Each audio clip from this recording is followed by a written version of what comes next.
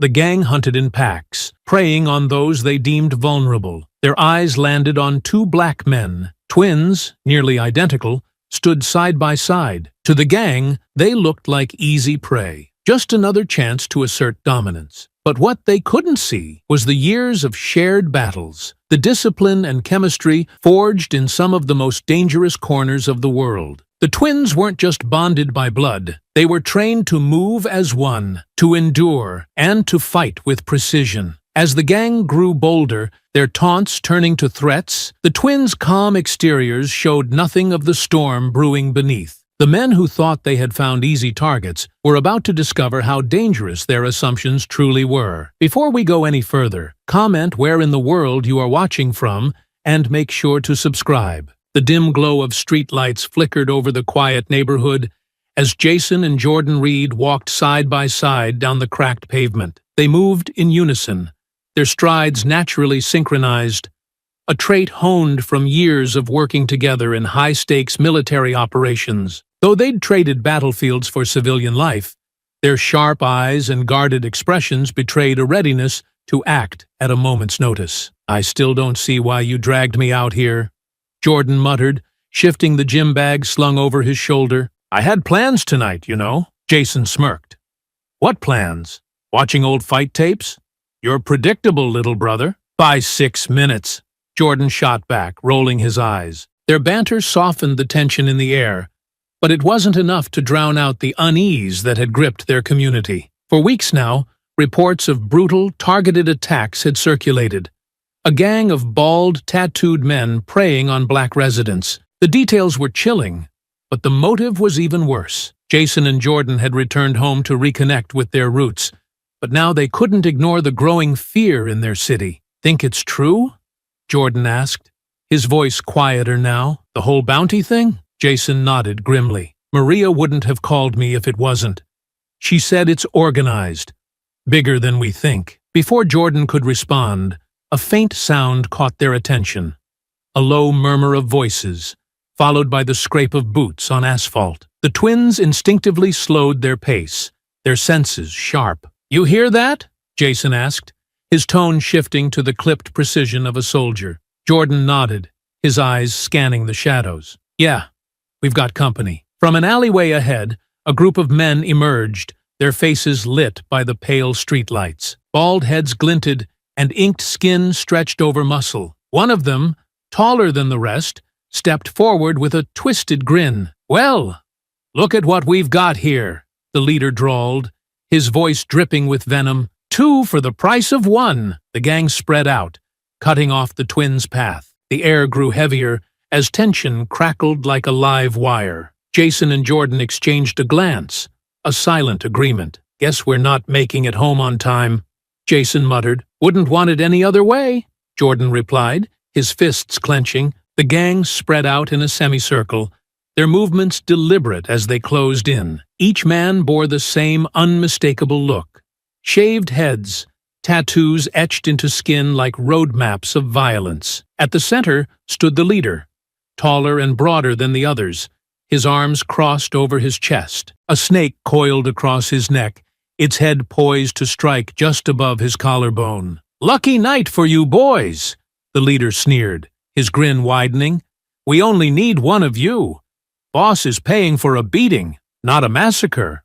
So, here's how it's gonna work. You two decide who's staying, and the other can walk away. Easy, right?" Jason and Jordan didn't flinch. "Yeah, real easy," Jason replied, his voice steady. He stepped forward, his eyes locking onto the leaders. "You can take your offer and shove it." The gang chuckled darkly, their amusement underpinned by malice. Jordan tilted his head, his gaze scanning the group. "Let me guess.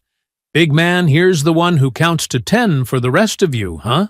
The laughter stopped. The leader's grin faded, replaced by a scowl. "Funny guy, huh? You won't be laughing when we're done with you." The man to his right, a wiry figure with flames tattooed across his arms, spoke up, his voice dripping with venom. "Ain't nobody getting out of this looking pretty. But hey, maybe y'all are used to being stepped on.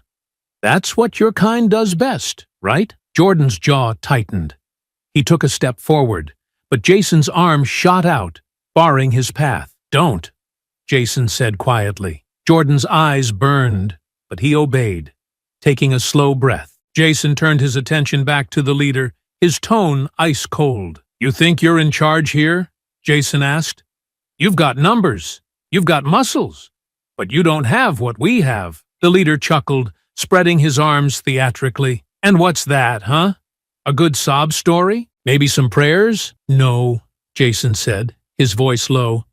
"Training, discipline, and a hell of a lot more fight than you'll ever have." The gang shifted uneasily, their bravado faltering for a split second before the leader barked out a laugh. "Big talk, but it won't mean a damn thing when you're both bleeding on the ground." The man with the flame tattoos leaned in, grinning. "Still waiting for you to pick, boys. Who's the brave one, and who's the coward?" Jordan's lips curled into a smirk, his tone laced with mockery. "How about you pick? Start with me. I promise it'll be the worst mistake you've ever made." The gang leader's eyes narrowed, his pride clearly stung. He pointed at Jordan. "Fine. You're up first, and when I'm done with you, your brother can crawl back to whatever hole you two came out of." Jason stepped in front of Jordan, his fists clenched. "If you want him, you'll have to go through me first." The gang erupted in laughter, but it was hollow now, a forced sound meant to mask their growing unease. "Oh, this is gonna be fun," the leader said, cracking his knuckles. "2 for 1 special. Let's see what you've got." The twins exchanged a look, years of unspoken communication passing between them in an instant. They knew this wasn't just about them anymore. These men weren't here for a random scuffle. They were predators, emboldened by the promise of money and the sick thrill of hatred. Walking away wasn't an option. Not tonight. Jason took a slow breath, steadying himself. "Jordan, you ready?" "Born ready," Jordan replied, his tone light, but his stance already shifting into a combat position. The leader grinned, gesturing to his crew. "Get 'em!" The gang surged forward, and the night erupted into chaos. The first man charged forward, fists swinging wildly, but Jason sidestepped with practiced ease, landing a sharp elbow to the side of his attacker's head. The man crumpled, groaning as he hit the ground. Another rushed Jordan, aiming a heavy punch at his ribs, but Jordan ducked low, driving his shoulder into the man's stomach and sending him sprawling onto the pavement. "Is this all you've got?" Jordan taunted, straightening up as the remaining gang members hesitated. The leader's grin faltered as he glanced at the 2 fallen men. "Get up!" he barked, but neither moved, groaning in pain. Jason turned his sharp gaze to the rest of the group, his voice calm but commanding. "You might want to rethink this. We're not like the others you've gone after." One of the gang members, a younger man with a nervous look in his eyes, shifted uncomfortably. "Who the hell are you?" he demanded, his voice wavering. Jason took a step forward, his imposing presence making the man flinch. "The question isn't who we are," Jason said. "It's why you're so eager to throw yourselves into a fight you can't win." The leader stepped in, his face twisted in anger. "Shut up," he snapped at his crew. "They're just 2 guys. You scared of a couple of—" Jason cut him off, his tone steely. "2 guys who just took down 2 of yours in under a minute. You sure you want to keep going?" The group hesitated, exchanging uncertain glances. The tension hung heavy in the air until the leader growled and shoved one of the men forward. "Don't just stand there! Get them!" But the man didn't move. Instead, he pointed at the twins, his voice trembling. "They're not normal, boss. Did you see how fast they moved? They're just freaks," the leader snapped, his tone dripping with venom. "Doesn't matter how fast they are, we're taking back this town, one undesirable at a time." Jordan's jaw tightened, his fists clenching as he took a step forward. "Undesirable?" he spat. "That's what this is about? You think you get to decide who belongs here?" The leader smirked, crossing his arms. "Damn right we do. This town used to be clean, used to have respect. Now it's crawling with your kind, taking up space, lowering property values. So yeah, we're cleaning up. Starting with you 2. Jordan took another step forward, but Jason's hand shot out, gripping his brother's shoulder. "Don't," Jason said softly, though his eyes never left the leader. "Let him talk." Jordan hesitated, then stepped back, though his fists remained clenched. "You're pathetic," Jason said, his voice low and even, hiding behind numbers, behind hate. "You think you're doing something noble? You're nothing but cowards." The leader's grin twisted into a snarl. "Cowards? You've got a big mouth for someone who's outnumbered." Jason raised an eyebrow, gesturing to the two unconscious men on the ground. "Outnumbered? Doesn't seem like the odds are in your favor anymore." The younger gang member spoke up again, his voice shaking. "Boss, maybe we should just shut up," the leader roared, turning on him. "You think they're gonna walk out of here after what they've done? After what they are? No. This is where it ends for them." Jason's expression hardened. "No," he said quietly. "This is where it ends for you." The words hung in the air, a chilling promise that sent a ripple of doubt through the gang. But the leader's pride wouldn't let him back down. He raised his hands, signaling his men to move. "Get them!" he ordered, his voice venomous. The gang members hesitated for only a moment before surging forward again. Jason and Jordan braced themselves, ready for the next wave. The gang surged forward like a wave, but Jason and Jordan moved as one, their battlefield instincts kicking in. They didn't need words. Years of fighting side by side had forged an unbreakable bond. Every movement, every strike was synchronized, flowing seamlessly from one brother to the other. Jason lunged first, intercepting a burly attacker who aimed a wild swing at Jordan. He ducked the punch, grabbing the man's wrist and twisting it sharply. The gang member howled in pain as Jason drove his knee into the man's gut, sending him sprawling to the ground. Jordan pivoted behind his brother, grabbing a smaller, wiry man who tried to flank them. With a quick feint, Jordan dodged the man's jab, countering with a brutal hook that sent him stumbling. Before the attacker could recover, Jordan grabbed his shirt, yanked him forward, and delivered a crushing elbow to the side of his head. Another gang member charged in, swinging a crowbar wildly. Jason sidestepped, the metal barely grazing his arm, and delivered a swift uppercut to the man's jaw. As the crowbar clattered to the ground, Jason snatched it up, using it to block an incoming punch from another attacker, before swinging it low to sweep the man's legs out from under him. "Cover me!" Jason barked, tossing the crowbar aside as he advanced on the leader. "On it!"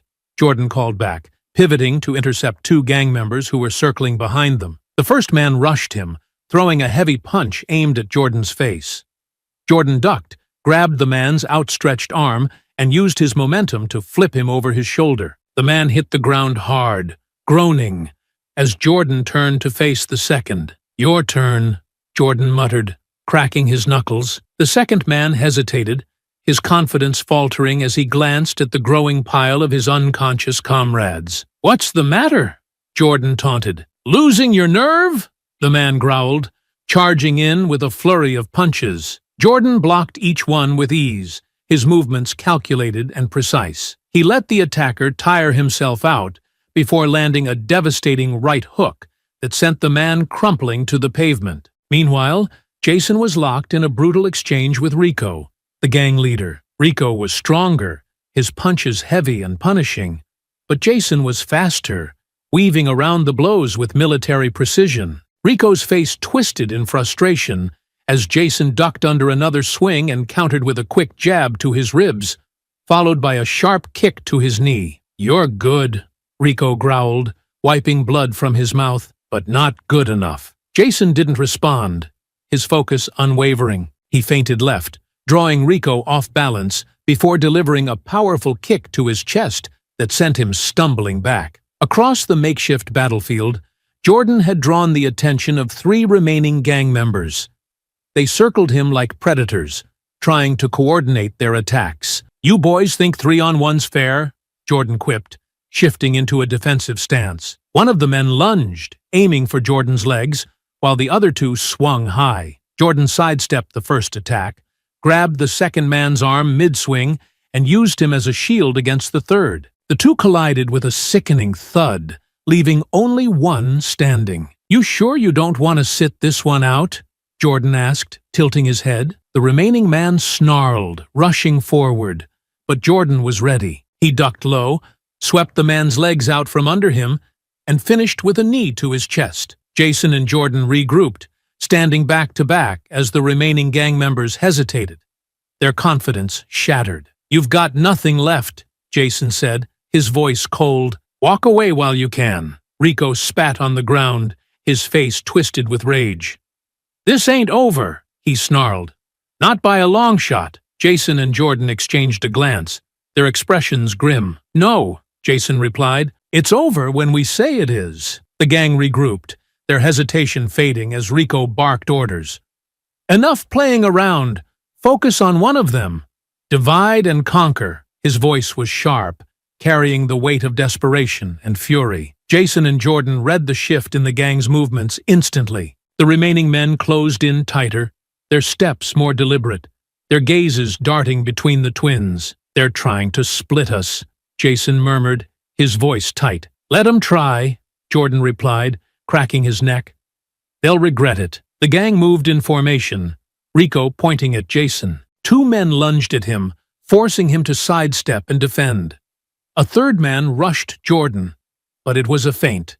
Two more circled behind him, one grabbing his arm, while another landed a punch across his ribs. "Jordan!" Jason yelled, but he was pinned down himself, blocking a wild swing from one man while narrowly dodging another. Jordan growled in frustration, ripping his arm free from his attacker's grasp and shoving the man backward. The second attacker tried to follow up, but Jordan turned quickly, landing a brutal elbow to his jaw. "Jason, I'm fine," Jordan called, but his voice carried a sharp edge. Jason wasn't convinced. As he disarmed one gang member, landing a sharp jab to his throat, he glanced toward his brother and saw it.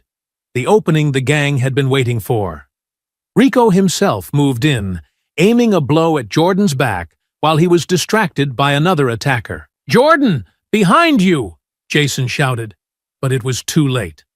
The blow landed squarely between Jordan's shoulders, forcing him to his knees. Rico smirked, standing over him. "Not so tough now, huh?" Jason saw red. The pain in his side was forgotten as rage took over. His brother, his partner, was down, and these men thought they'd won. That was all the fuel he needed. With a guttural yell, Jason charged at Rico, barreling through two gang members who tried to block his path. His movements were precise, but fueled by raw emotion. One man swung a bat at him, but Jason caught it mid-swing, yanking it free and tossing it aside before delivering a crushing punch to the man's jaw. Rico barely had time to turn before Jason was on him. Jason tackled him to the ground, his fists raining down like hammer blows. "You think you can touch him?" Jason snarled, his voice trembling with fury.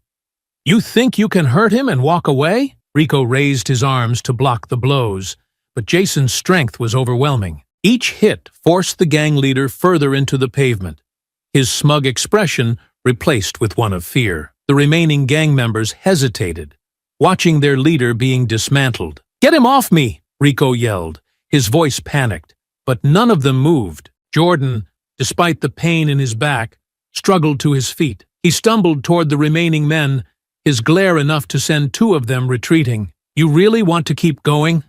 Jordan growled, his voice low and dangerous. "Because I've got more where that came from." The gang broke. One by one, they backed away, dragging their injured comrades with them. Only Rico remained pinned beneath Jason, his face bloodied, his breath ragged. "Jason," Jordan said, stepping closer. His tone was firm but laced with concern. "He's done. Let him go." Jason hesitated, his fists trembling in the air. Slowly, he looked up at his brother, the rage in his eyes giving way to clarity. "He's not walking away from this," Jason muttered, his voice cold. "He's not," Jordan agreed, resting a hand on Jason's shoulder. "But we've got bigger things to deal with. He's not worth it." Jason let out a sharp breath, his fists unclenching. He stood, towering over Rico, who coughed and struggled to prop himself up. "This isn't over," Rico wheezed, his voice weak but defiant. "Yes, it is," Jason replied, his voice like steel. "Next time, there won't be anyone left to save you." Rico scrambled to his feet, clutching his side. "Retreat!" He barked at the remaining men. "Let's go!" The gang disappeared into the shadows, their confidence shattered. Jason and Jordan stood alone in the street, battered but unbroken. "You good?" Jason asked, glancing at his brother. Jordan smirked, despite the pain.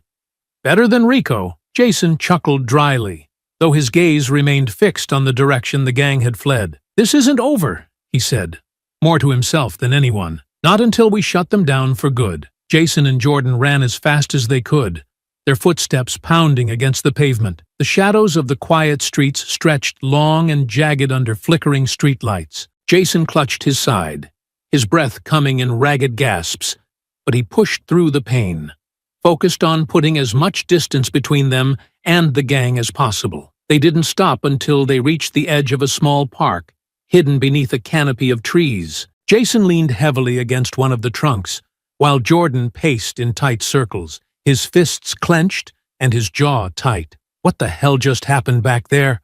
Jordan demanded, his voice sharp and edged with anger. Jason, still catching his breath, shook his head. "We got targeted, plain and simple." He pressed a hand to his ribs, wincing. "This wasn't random, Jordan. You saw how they moved.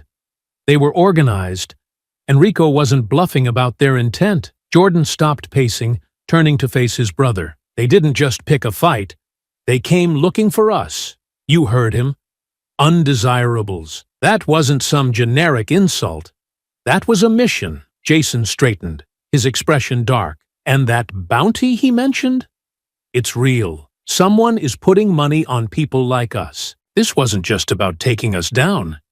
It's bigger than that." Jordan ran a hand through his hair, frustration brimming in his every movement. "We knew something was brewing in this town.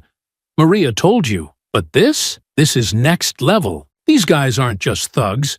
They're part of something organized." Jason nodded grimly. "It's worse than we thought. They've got a plan, and they're not just hitting us. They're targeting the entire community." Jordan let out a bitter laugh, pacing again. "And for what? Some sick power trip? That whole taking back the town nonsense? Who are these guys?" Jason's eyes narrowed as he thought back to the fight. "Rico's not the mastermind. He's just muscle. Someone else is funding this.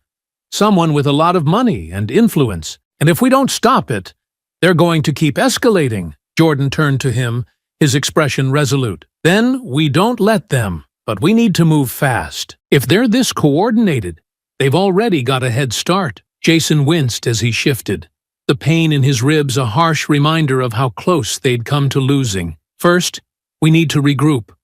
Figure out our next steps. We can't charge into this blind." Jordan nodded reluctantly. "What about Maria? Think she knows more than she told you?" "She might," Jason replied. "And if she doesn't, we'll make sure she finds out. She's got the connections we need to figure out who's really behind this." Jordan crossed his arms, glancing toward the distant lights of the city. "Do you think this bounty thing is citywide? Or is it bigger than that?" Jason's face hardened. "If it's happening here, it's happening somewhere else too. But right now, we need to focus on stopping it here. Every minute we wait, someone else could be next." Jordan exhaled sharply, his gaze darkening. "We've seen this kind of thing before, haven't we? Back overseas. People being targeted, communities torn apart. And now it's here." Jason met his brother's gaze, his voice steady despite the storm building inside him. "Yeah, but this time, we're not soldiers following orders.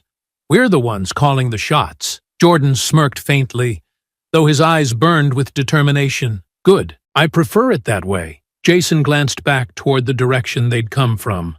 The blood stains on the pavement, the shattered weapons left behind, they were all reminders of the violence that had unfolded. "This isn't over," he said quietly. "Not even close." Jordan agreed. "So, what's next?" Jason turned back to his brother, his voice filled with resolve. "We track Rico. We find out who's pulling his strings, and we shut them down for good." The next morning, Jason and Jordan sat in a quiet corner of a dimly lit diner, their coffee cups untouched as the hum of conversation and the clatter of dishes filled the room. Jason rubbed his side, wincing slightly, while Jordan tapped his fingers against the table in impatience. "She's late," Jordan muttered, glancing at the door for the third time in as many minutes. Jason didn't look up. She'll be here. She knows what's at stake. The bell above the door jingled, and Detective Maria Carter strode in. Dressed in jeans and a leather jacket, she scanned the room quickly, her sharp gaze locking on the brothers. She moved toward them, her steps brisk, her face set in a tense expression. "Morning," she said, as she slid into the booth across from them. Her eyes flicked between the two, lingering on Jason's stiffness and their visible bruises. "You look like you've been through a war zone." Jordan smirked faintly. "You should see the other guys." Maria's expression didn't soften. "You're lucky you didn't end up in the morgue. Those guys aren't amateurs." Jason leaned forward, his voice calm but firm. "We didn't have a choice, Maria. They came after us." Maria sighed, leaning back in the booth. "And now you're here because you want something from me. Let me guess. You want to know who's behind Rico's crew." Jordan folded his arms. "We don't just want to know. We need to know. They're not just a gang. Rico mentioned a bounty system, and he wasn't bluffing." Maria's eyes widened slightly. "A bounty system?" Jason nodded. "They're targeting specific people, like us. Rico called it cleaning up the town. This isn't just random violence. It's organized, and it's funded." Maria exhaled slowly, her face darkening. "That explains a lot. I've been tracking similar incidents for weeks. Attacks on families, vandalized businesses, people getting forced out of neighborhoods. I knew it was coordinated, but I couldn't connect the dots. A bounty system." She shook her head. "This is worse than I thought." Jordan leaned forward, his voice sharp. "So why isn't anyone doing anything about it?" Maria hesitated, glancing around the diner before speaking in a low tone. "You really want to know? It's a mix of incompetence, apathy, and lack of resources. Half the department doesn't care because it's not happening in their neighborhoods. The other half cares but doesn't have the funding to do anything about it. And the higher-ups? They're too worried about stirring up political backlash to touch something like this." Jason's jaw tightened, his voice cold. "So they're just going to let it happen?" Maria leaned forward, her voice hard. "I'm not letting it happen. That's why I'm here. But if I push too hard without solid proof, I'll get shut down faster than you can blink. That's how this works." Jordan shook his head, his frustration evident. "Meanwhile, people are getting hurt, or worse. And these guys are walking around with bounties in their pockets like it's open season." Maria's expression softened slightly. "That's why we need to be smart about this. If you go after Rico without a plan, you're just going to make things worse. For yourselves and everyone else." Jason nodded slowly. "We get it. But Rico's the key. He's the connection between the gang and whoever's pulling the strings. If we can get to him, we can start unraveling this." Maria hesitated, then sighed. "All right, I'll dig into Rico's known associates and see what I can find. But you need to promise me you won't do anything reckless in the meantime." Jordan smirked faintly. "No promises." Maria rolled her eyes, but she pulled a folded piece of paper from her pocket and slid it across the table. "What's this?" Jason asked, picking it up. "An address," Maria replied. "It's a known hangout for Rico's crew. I was planning to check it out myself, but I figure you'd rather handle it your way." Jason studied the paper, nodding. "This is a good start." Maria stood, her gaze steady. "Be careful. These guys aren't just street thugs. They've got backing, and they've got numbers." Jason met her eyes. "We'll be careful. But we're not backing down." Maria hesitated, then gave a small nod. "I'll call if I find anything else.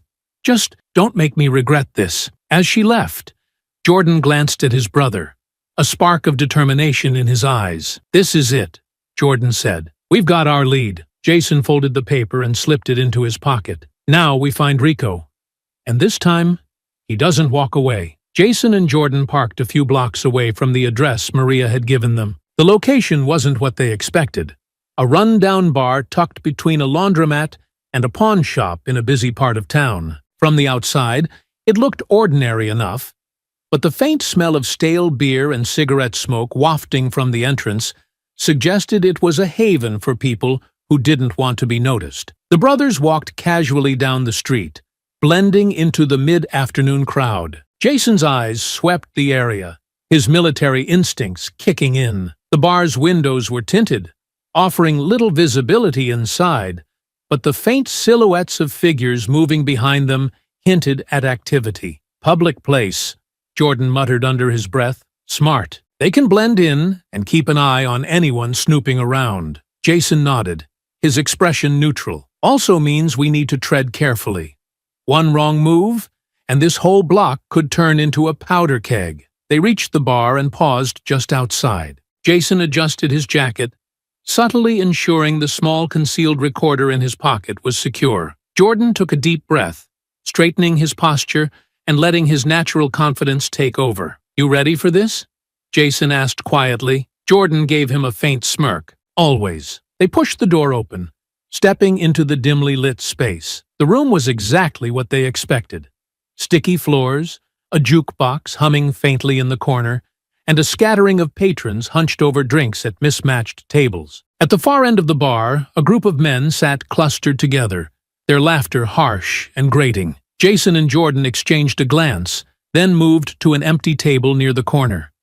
They sat with their backs to the wall, giving them a clear view of the room. Subtle, aren't they? Jordan murmured, nodding toward the group at the bar. Most of the men were bald, their tattoos partially visible beneath rolled-up sleeves.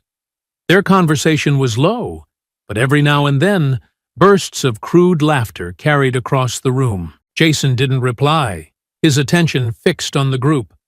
His trained eye picked up on the way they positioned themselves, backs to the wall, eyes constantly scanning the room. They were cautious, clearly used to trouble. The bartender approached their table, a heavy-set man with a scowl etched into his face. What'll it be? Just a couple of beers, Jason said, keeping his tone casual. The bartender grunted and shuffled off. Jordan leaned in slightly, lowering his voice. This place is crawling with them. Half these guys are probably part of Rico's crew. Jason's jaw tightened. We can't afford to be obvious. Let's watch, listen, and see if we can pick up anything useful. As they waited for their drinks, the brothers kept their eyes on the group at the bar. Rico wasn't among them, but the men's body language suggested they were connected, slapping each other on the back, laughing loudly, and occasionally muttering something that made the others nod. Think Rico's gonna show? Jordan asked quietly. Maybe, Jason replied. But even if he doesn't, these guys might know something. We just need a way to draw them out. Their conversation was interrupted by a loud burst of laughter from the bar. One of the men, a wiry guy with a tattoo of a snake winding up his neck, pointed toward their table, muttering something to his friends. Jason caught the movement out of the corner of his eye and tensed. Heads up, they're clocking us. Jordan smirked faintly, leaning back in his chair as if he didn't have a care in the world. Let them look. We're just a couple of guys grabbing a drink. The bartender returned with their beers, slamming them down harder than necessary. Jason slid a few bills across the table, nodding his thanks. Anything we say here is fair game, Jason murmured, taking a sip of his drink. Stay cool. The group at the bar seemed to lose interest for a moment, turning their attention back to their conversation. But Jason could still feel their eyes flicking back toward them every now and then. What do you think they're waiting for?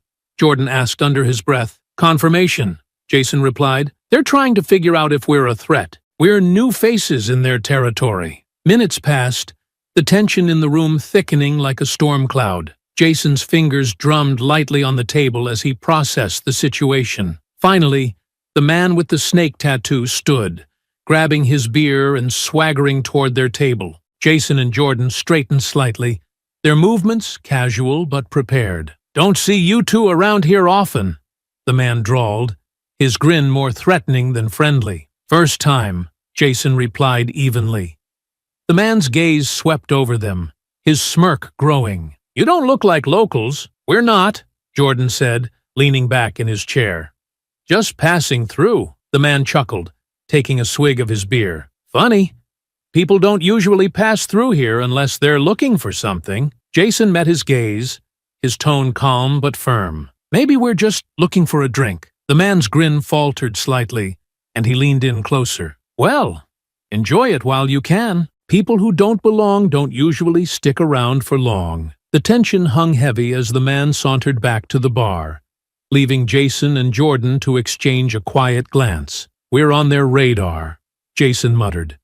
"We need to move carefully." Jordan nodded, his voice low. "Let's see what else we can find out before we blow this place." The atmosphere in the bar remained heavy, as Jason and Jordan sat in their corner, quietly observing. The group at the bar continued their loud conversation, though their glances toward the brothers grew less frequent. It was a temporary reprieve, and both Jason and Jordan knew it. Then, Jason's sharp gaze caught movement. One of the men, a broad, tattooed figure with a shaved head, rose from his stool, clutching a phone in his hand. He muttered something to the group, who laughed but waved him off. The man drained the rest of his beer and moved toward a door in the back, marked with a faded "Employees Only" sign. "Did you see that?" Jason murmured, his voice barely audible. Jordan nodded, his expression serious. "Think it's worth checking out?" "Definitely," Jason replied. "If he's stepping away from the group, he might know something, or be someone important." Jordan smirked faintly. "Guess it's time for a little recon." The brothers rose from their seats, moving casually toward the back of the bar. Jason left a few bills on the table as they passed, ensuring their exit wouldn't draw attention. They waited until the man disappeared through the door, then followed. The hallway behind the bar was narrow and dimly lit, the faint smell of cleaning chemicals mingling with the musty air. Jason moved silently, his steps calculated, while Jordan stayed close behind. The man didn't notice them at first. He was fiddling with his phone, muttering under his breath as he walked further into the hallway. But then he stopped abruptly, his head turning slightly as though sensing their presence. Jason and Jordan froze, pressing themselves against the wall. But it was too late. The man glanced over his shoulder, his eyes narrowing as he spotted them. "Hey!" he barked, his voice sharp with suspicion. "What do you think you're doing back here?" Jason didn't answer. He stepped forward, his movements quick but deliberate. The man's suspicion turned to panic. "Wait! Hold on!" Before he could finish, Jason closed the distance between them, grabbing the man's wrist and twisting it behind his back. The phone clattered to the ground as Jordan stepped in, clamping a hand over the man's mouth to muffle his protests. "Quiet," Jason hissed, his voice low and commanding. "You don't want to make this worse for yourself." The man thrashed, but Jason's grip was ironclad. Jordan pressed him against the wall, his tone laced with mockery. "Not so tough without your buddies, huh?" The man's eyes darted wildly between the brothers, his muffled protests growing frantic. Jason glanced down the hall, ensuring they hadn't drawn attention, then motioned for Jordan to follow. "Back room," Jason said quietly, nodding toward a door at the end of the hallway. Together, they maneuvered the struggling man into the room, shutting the door behind them. It was a storage closet, cluttered with crates of beer and cleaning supplies. The dim bulb overhead cast flickering shadows, adding to the tense atmosphere. Jordan let go of the man's mouth, but Jason kept his arm pinned. "Start talking," Jason demanded, his voice cold. The man winced, his face pale. "I don't know what you want, I swear." "Wrong answer," Jordan interrupted, stepping closer. His imposing frame loomed over the man. "You're part of Rico's crew, right? We know what you're up to, and we're not leaving until you give us something useful." The man shook his head frantically. "I don't know anything. I just hang out at the bar, that's all." Jason tightened his grip, eliciting a pained grunt. "Don't waste our time. We saw how the others listened to you. You're not just some guy at the bar." The man's breathing quickened, his panic palpable. All right. Just let me go, and I'll tell you what I know." Jason exchanged a glance with Jordan before releasing the man's wrist, though he remained close enough to act, if necessary. "Talk," Jason ordered. The man rubbed his arm, his eyes darting toward the door as though calculating an escape. Jordan stepped into his line of sight, cutting off the thought. "Don't even think about it," Jordan warned. The man swallowed hard, his voice trembling. Okay. Rico's got something big planned, all right? He didn't tell us everything, but it's happening soon. Some kind of hit list. Names, places. It's all been mapped out." Jason's eyes narrowed. "Who's funding him?" "I don't know," the man insisted, holding up his hands defensively. "Rico's the only one who talks to the guy. We just follow orders." Jordan crossed his arms, his tone cold. "Where's Rico now?" The man hesitated, glancing nervously between them. I don't know exactly, but he mentioned a meeting tonight, at the old warehouse on 9th. That's all I know, I swear." Jason studied him for a moment, his expression unreadable. Then he pulled a roll of duct tape from one of the nearby shelves. "Wait!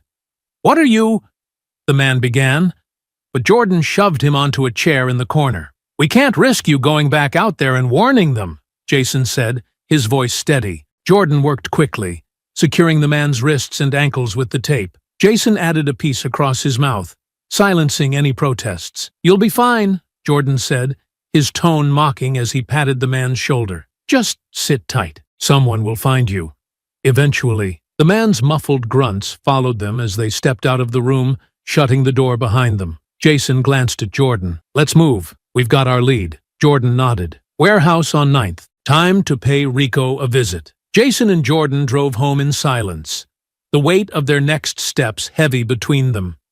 The information they had from the man at the bar was valuable, but it painted a grim picture. Rico was planning something big, and the stakes were higher than ever. If they made a wrong move, the consequences wouldn't just fall on them, but on countless innocent lives. When they reached their modest apartment, Jason unlocked the door and stepped inside, immediately scanning the space out of habit. Jordan followed, dropping his jacket on the back of the couch and pacing the room. "We can't just rush in," Jason said, breaking the silence. He moved to the dining table, clearing the clutter and spreading out a map of the city they'd tacked with pins and notes earlier. Jordan frowned, leaning on the table. "I know, but sitting around feels like a waste of time. Rico's meeting is tonight. If we don't act fast, we might lose him." Jason shook his head, pointing at the map. "This isn't just about catching him in the act. Rico's a pawn, but he's close to whoever's pulling the strings.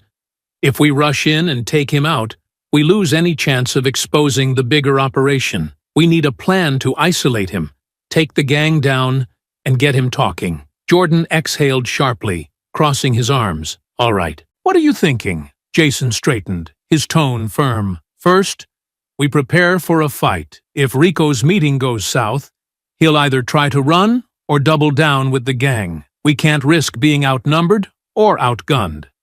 Second, we make sure he doesn't have anywhere to run. We'll tip off Maria and the police, but we need to make sure they're ready to move when we give them the signal." Jordan smirked. "So, we get Rico cornered, cut him off from his crew, and make him spill his guts." "Sounds easy enough." Jason shot him a look. "It won't be. Rico's not an idiot, and his men are loyal. At least, as long as they think they're getting paid. We'll need to create a diversion to split the gang and get Rico alone." Jordan nodded, already running scenarios in his head. "Okay, so how do we draw them out?" Jason tapped the map, circling a warehouse district near the edge of town. "We know he's meeting there tonight. That's our opportunity to make some noise and rattle them. But we need to be smart about it.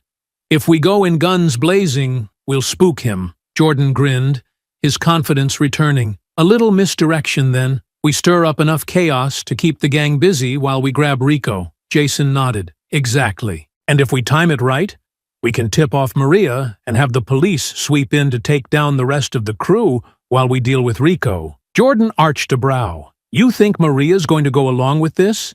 She didn't exactly seem thrilled about us taking the lead." Jason smirked faintly. "She won't have a choice. If she wants Rico and his gang off the streets, this is her best shot." Jordan leaned back against the couch, a hint of amusement in his voice. "I've got to hand it to you, Jason.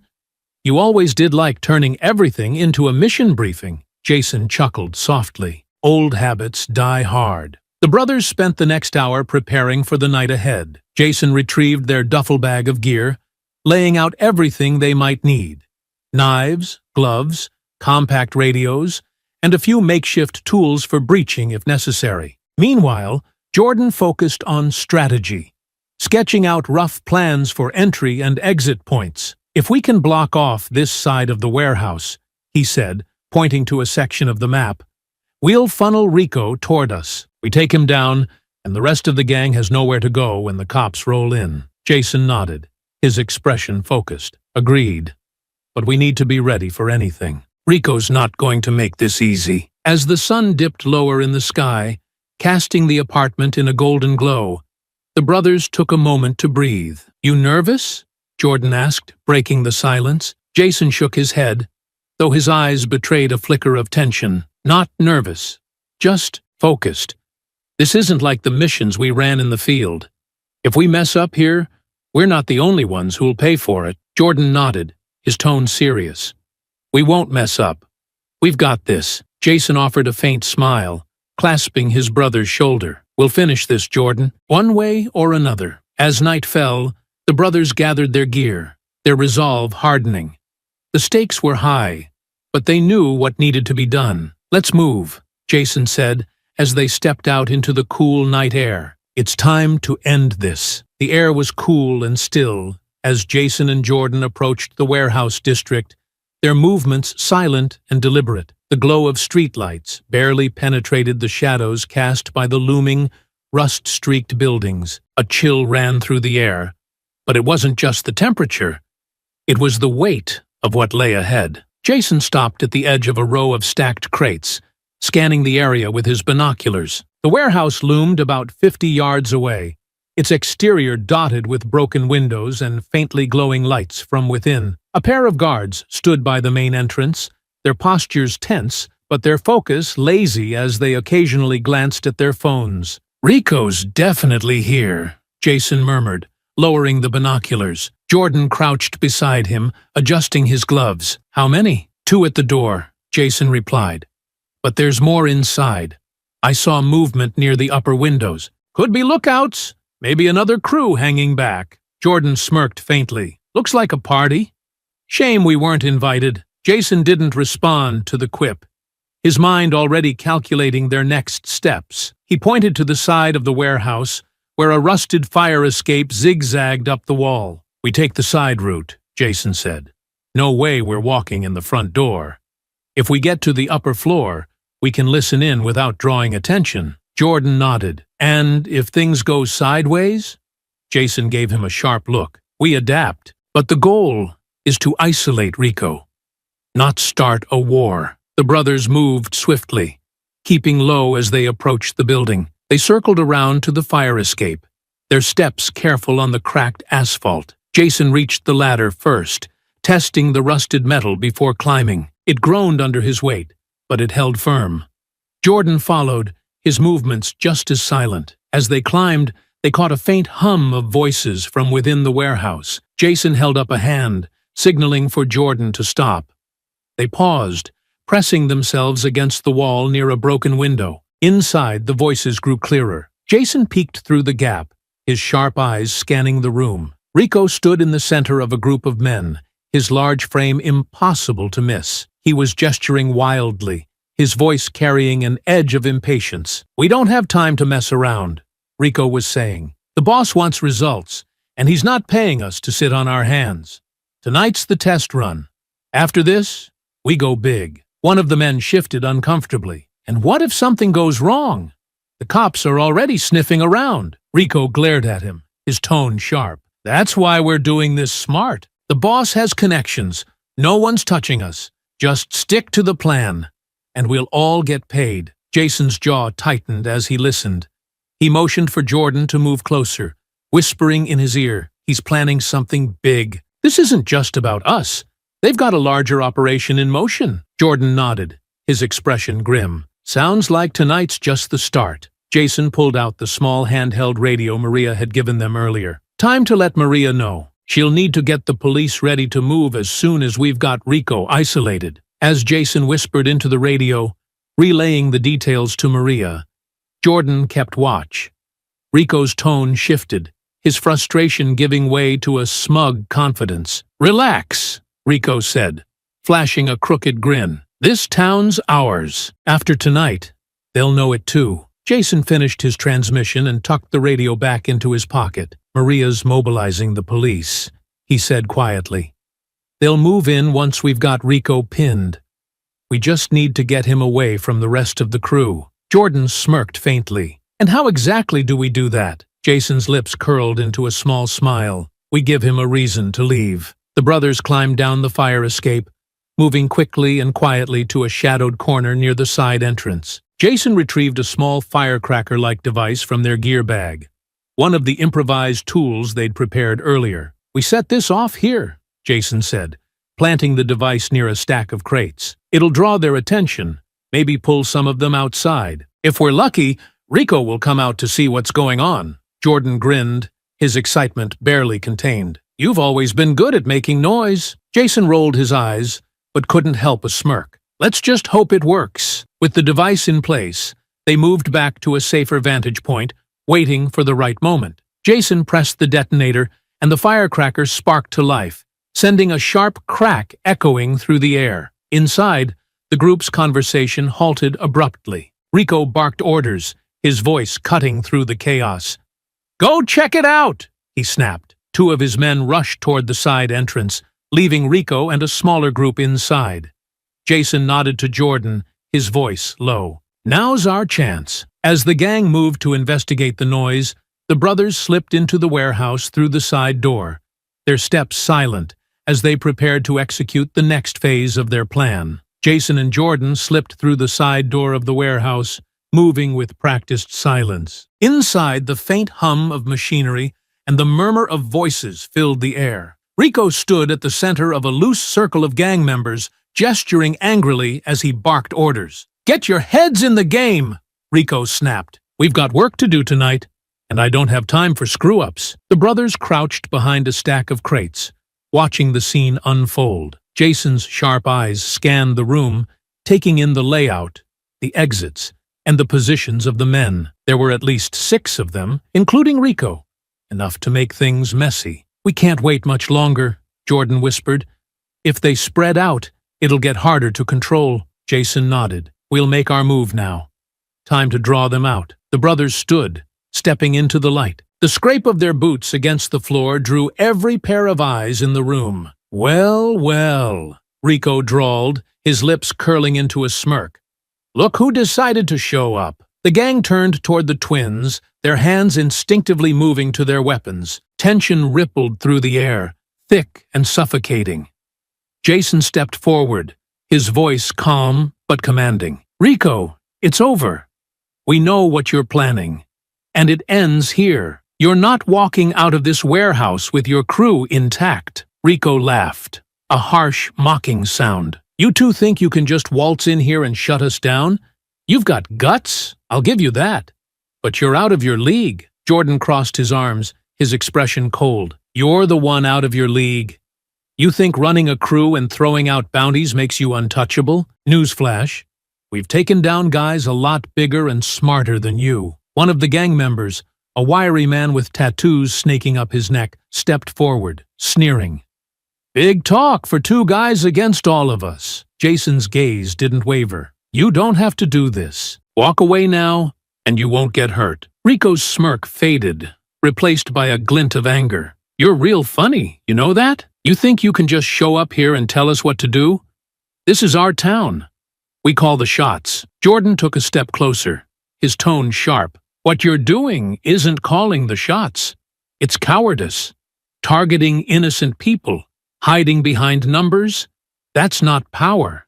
That's desperation." The room grew quieter, the tension thick enough to cut with a knife. The gang exchanged uneasy glances, their confidence shaken by the twins' composure. But Rico wasn't backing down. He took a step forward, his eyes narrowing. "You don't get it, do you? This town belongs to us now. People like you don't belong here. We're cleaning up, making it right again. And if a few people get hurt along the way, so be it." Jason's jaw tightened, his voice dropping to a dangerous tone. "This isn't about the town. It's about your ego. You're using hate to cover for the fact that you're nothing without your crew." That struck a nerve. Rico's face twisted with anger, and he pulled a crowbar from a nearby crate, gripping it tightly. "You've got a big mouth for someone who's about to get crushed." Jordan smirked, stepping up beside Jason. "Careful, Rico. That crowbar's not going to help when you're flat on your back." Rico's men began to move, closing in slowly. One of them muttered, "Let's just take 'em out, boss." Jason raised his hands slightly, palms outward, a gesture meant to hold them at bay. Think carefully about your next move. This doesn't have to end with you in handcuffs or worse. Rico grinned darkly. No, but it's going to end with you two on the ground. The tension snapped like a rubber band. Rico swung the crowbar in a wide arc, aiming for Jason. Jason ducked, his movements quick and precise, and the fight erupted in a storm of fists, weapons, and chaos. The room erupted into chaos as Rico swung his crowbar at Jason, missing by inches. The metallic clang echoed through the warehouse as the twins braced themselves. The gang advanced, their weapons gleaming in the dim light, and the tension snapped into an all-out brawl. Jason dodged a heavy punch from one of Rico's men, countering with a sharp elbow to the ribs. The thug grunted in pain, but swung again, catching Jason in the side. Jason staggered, his breath hitching from the impact, but he quickly regained his footing. "Jordan, watch your left," Jason called, blocking another blow aimed at his head. Jordan turned just in time to see a knife-wielding attacker lunging at him. He sidestepped, grabbing the man's wrist and twisting it hard. The knife clattered to the floor, and Jordan followed up with a brutal knee to the man's stomach, sending him to the ground. "Thanks for the heads up," Jordan muttered, his voice tight as he ducked under a pipe swing aimed at his head. "Stay sharp," Jason replied, dodging another wild punch. Rico barked orders from the center of the room, his voice cutting through the chaos. "Don't let them split you up. Take them down." The gang pressed forward, their numbers forcing Jason and Jordan into defensive positions. Jason deflected a crowbar aimed at his shoulder, grabbing the weapon and yanking it from his attacker's hands. He spun, using the crowbar to block another swing before slamming it into a man's shin. Jordan, meanwhile, was grappling with two men at once. One tried to grab him from behind, locking an arm around his neck, but Jordan shifted his weight, throwing the man over his shoulder. The second thug charged, swinging a wrench, but Jordan ducked low, delivering a sharp uppercut that sent the attacker reeling. "Jason, there's too many of them," Jordan shouted, his chest heaving as he blocked another blow. Jason glanced around, his sharp mind working quickly. "We've got to divide them," he said. "Draw them away from Rico." Jordan nodded, breaking away from his current opponent. He feinted a retreat, taunting the group. "Come on! You call that a fight?" The gang took the bait, several of them breaking off to chase Jordan toward the far end of the warehouse. Jason seized the opportunity, focusing on the remaining group. Rico, seeing the shift, sneered and moved to intercept Jordan. "You think you're clever?" he growled, swinging a pipe at Jordan. Jordan dodged, his movements fluid. "Clever enough to make you look stupid," Rico roared in frustration, his swings becoming more erratic. Jordan ducked under one blow, landing a solid punch to Rico's side, but one of Rico's men blindsided him, tackling him into a stack of crates. "Jordan!" Jason called, but he was forced to fend off another attacker before he could help. The fight was brutal and unrelenting. Both brothers landed powerful blows, their years of training evident in every move. But the gang's sheer numbers took a toll. Jason took a hit to the ribs, the pain sharp and immediate, but he pushed through it, disarming his attacker with a swift kick to the wrist. Jordan struggled to his feet, blocking a punch just in time. He retaliated with a headbutt, the force enough to send his opponent stumbling back. Rico stepped forward again, his pipe raised, but Jordan grabbed a nearby crate and hurled it at him. The crate smashed into Rico's chest, knocking him off balance. "You're not walking out of here, Rico!" Jordan spat, wiping blood from his lip. Jason finally broke free from his opponents, rushing to his brother's side. "You good?" he asked, his breathing labored. Jordan nodded, though his stance was tense. Still standing. The gang regrouped, their confidence wavering but their numbers still daunting. Rico snarled, pointing at the twins. "Finish them!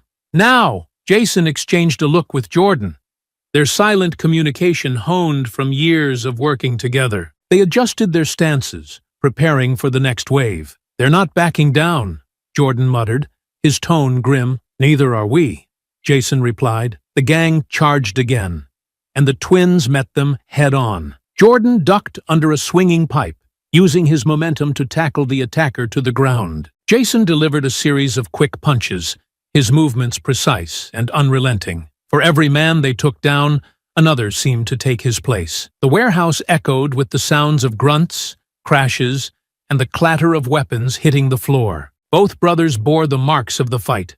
Bruises blossomed on their arms and faces, and blood trickled from split lips and shallow cuts, but they didn't falter. As the gang pressed closer, the brothers maneuvered toward a stack of crates, using the elevated position to their advantage. Jason pulled Jordan up beside him, the two standing back to back as the gang surrounded them. "This is getting old," Jordan quipped, wiping sweat from his brow. "Stay focused," Jason said, his eyes darting between their attackers. The gang hesitated for a moment, their movements slowing. The twins, battered but unbroken, stared them down, ready for whatever came next. Jason and Jordan moved as one, their movements fluid and precise, despite the exhaustion etched across their faces. With their backs against the stack of crates, they deflected every attack, landing punishing blows against Rico's gang. The tide of the fight had shifted.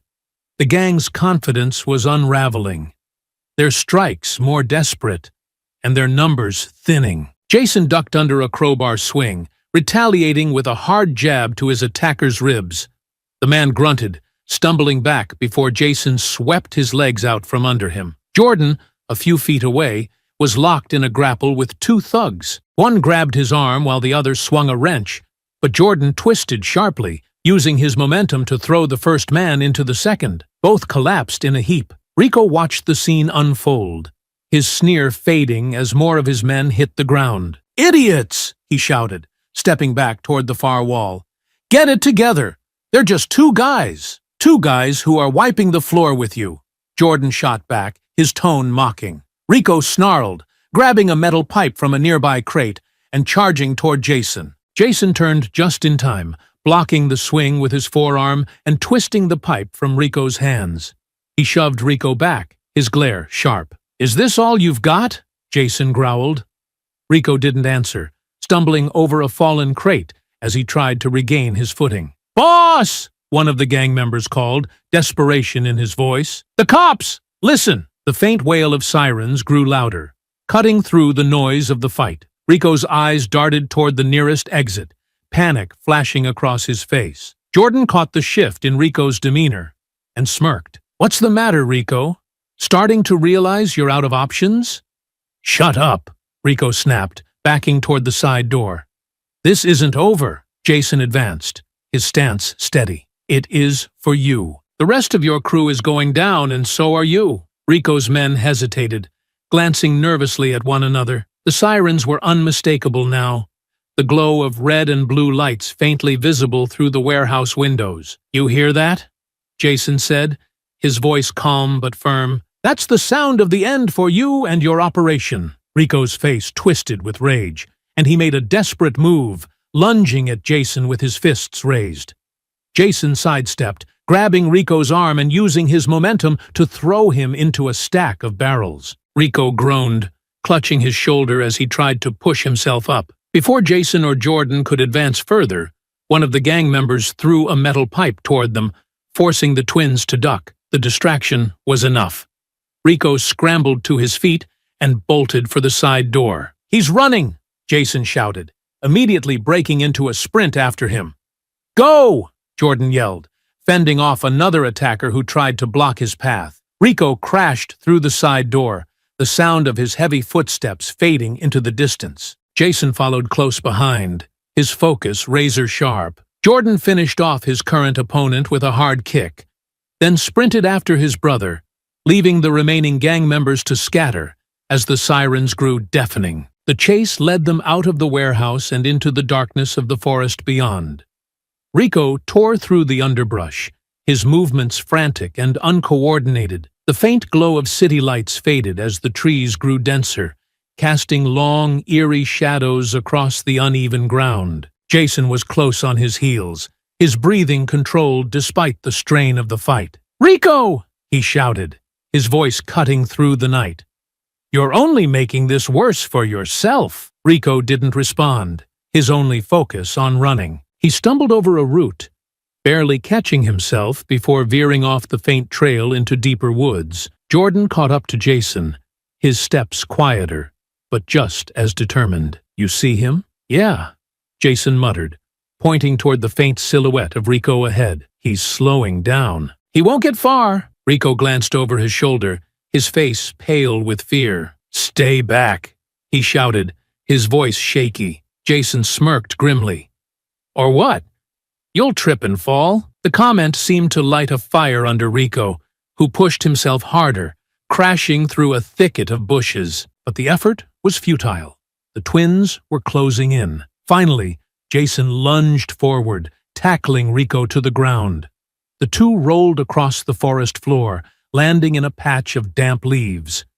Rico thrashed wildly, swinging his fists, but Jason pinned him down, his grip unyielding. Jordan arrived seconds later, grabbing Rico's arms and helping secure him. "You're done," Jordan said, his voice cold. "No more running," Rico growled, still struggling.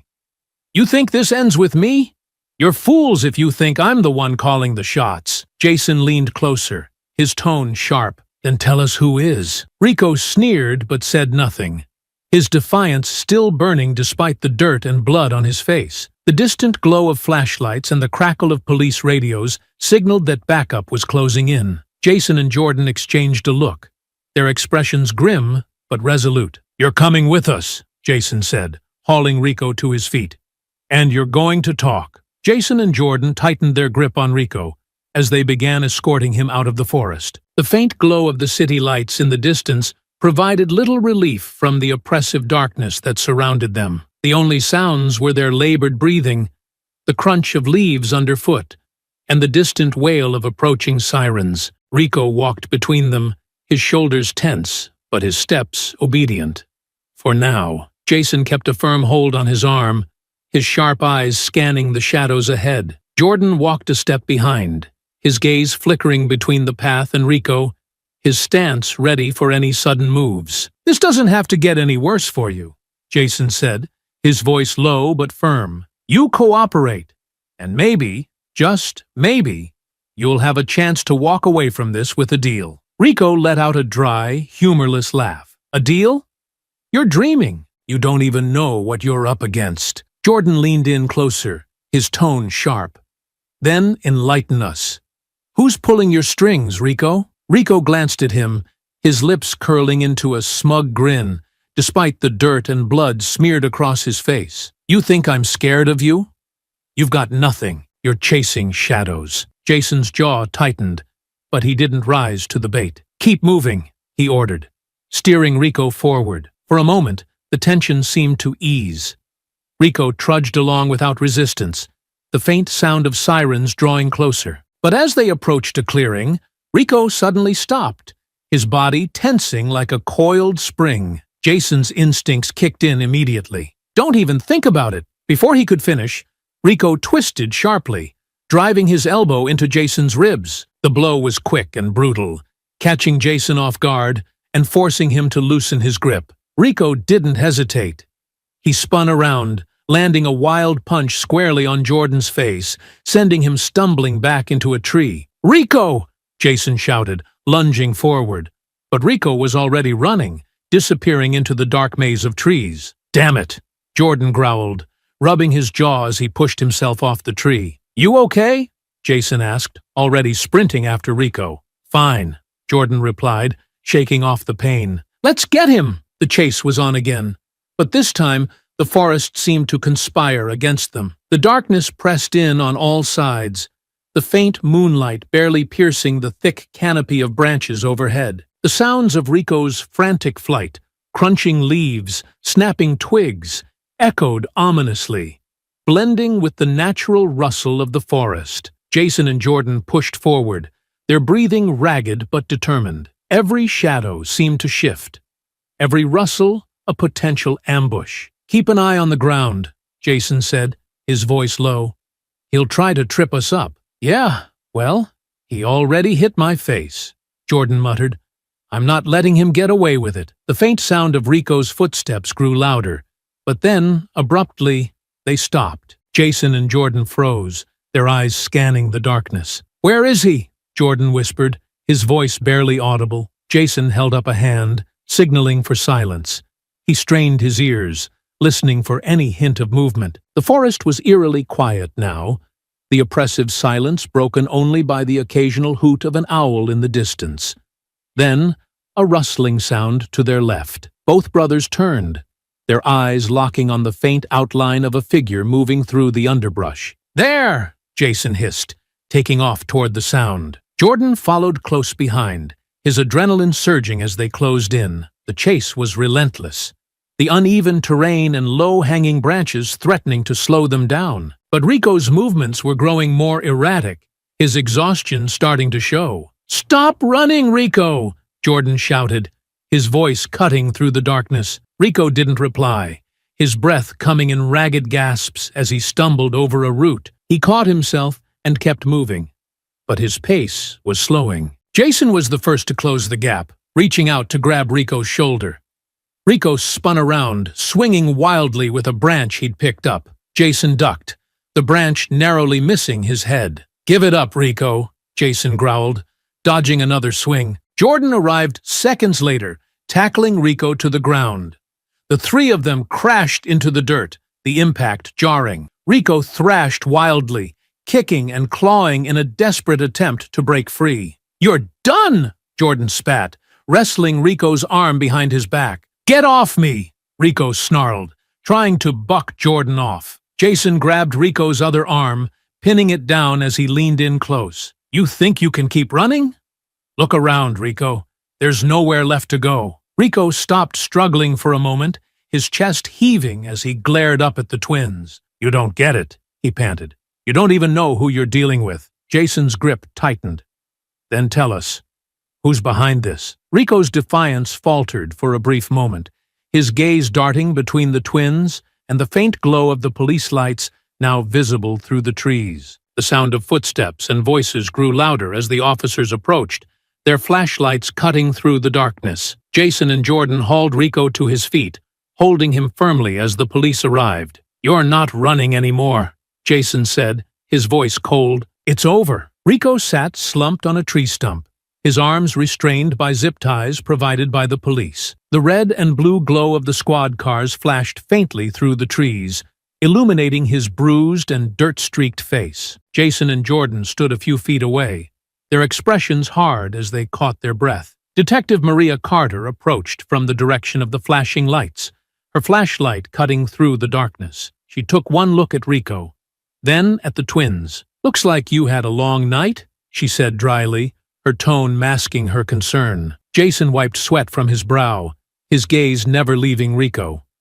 "It's not over yet," Maria nodded, crouching in front of Rico. "All right, tough guy.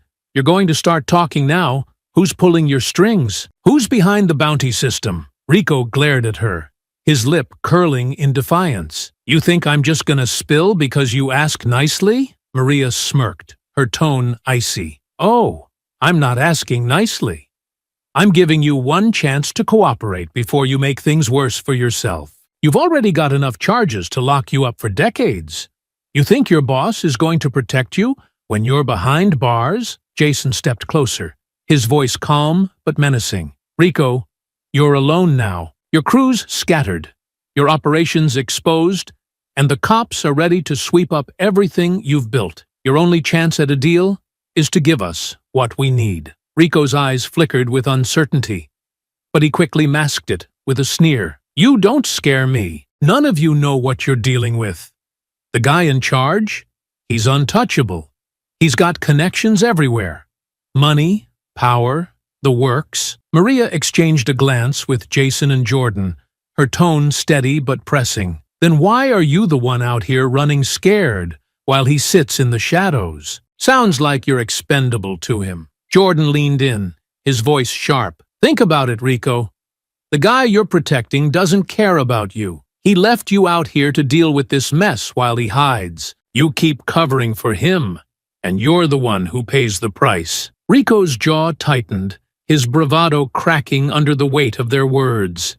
He looked away, his chest rising and falling as he struggled with his next move. Jason stepped closer, his tone low and deliberate. "This is your last chance, Rico. You talk or you go down as the fall guy for everything. You want to take the heat for him? Fine. But don't think for a second he's going to lift a finger to help you. Rico let out a bitter laugh, his gaze finally meeting Jason's. You think I don't know that? You think I don't know I'm a pawn in all this? Maria's expression softened slightly, though her voice remained firm. Then stop being a pawn.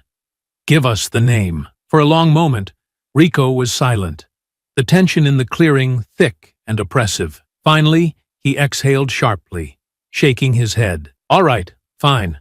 You want a name? I'll give you a name. Jason and Jordan exchanged a quick glance, their focus locked on Rico as he spoke. Calhoun, Rico said, his voice low but clear. James Calhoun. He's the one funding everything. The bounties, the operations, all of it. Maria's brow furrowed. James Calhoun? The real estate magnate? Rico nodded, his lips curling into a bitter smile. The very same. Guy's got half the city in his pocket. He's been buying up properties, driving out undesirables. And when the law didn't move fast enough for him, he paid us to speed things up. Jason's fists clenched at his sides, his voice tight with anger. And the bounties? Those were his idea too? Rico nodded. Yeah, said it was the most efficient way to clean up the neighborhoods he wanted. Offered big payouts for anyone who could remove the problem. You two? Just unlucky enough to end up on the list. Maria stood, her expression grim. If Calhoun's behind this, we're going to need more than your word. Where's the proof, Rico? Rico hesitated, his defiance resurfacing. You think I'm stupid enough to keep records? Calhoun's too smart for that.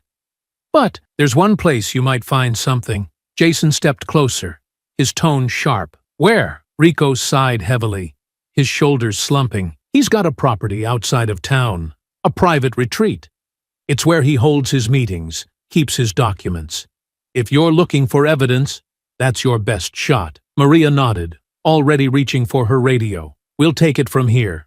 Rico, you're done. And if you're lying, I'll make sure you never see daylight again. As the officers moved in to take Rico away, Jason and Jordan stood side by side, their expressions grim. This isn't over, Jason said quietly. Not by a long shot, Jordan replied, his gaze fixed on the distant glow of the city lights. The twins sat at the dining table in their modest apartment, a detailed map of the area spread out before them. Jason leaned forward, tracing his finger over a marked section just outside the city, a sprawling property surrounded by dense woods. Jordan stood nearby, arms crossed, his expression grim. This is it, Jason said, his voice steady but laced with tension. Calhoun's retreat. If Rico's telling the truth, the evidence we need is in there. Jordan nodded, his jaw tightening. Makes sense. A guy like Calhoun isn't stupid enough to leave a paper trail anywhere public. A private estate is exactly where he'd keep his secrets. Jason glanced up at his brother. But it also means getting in won't be easy.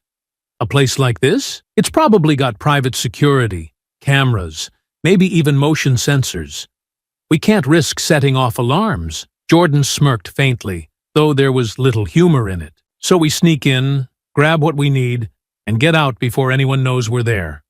Just like old times. Jason sat back, his expression serious. It's not a military op, Jordan. We can't just storm in. If we're caught, not only do we lose the evidence, but we tip Calhoun off. He'll bury everything before the police can make a move. Jordan rubbed the back of his neck, letting out a long breath. All right. So what's the plan? Jason tapped the map again, pointing to the northern edge of the property. The main road leads directly to the front gate, heavily monitored, no doubt. But there's a service entrance here, hidden by the tree line. It's our best shot at getting in unnoticed. Jordan crouched beside him, studying the map. And once we're inside, Jason pulled a second piece of paper closer.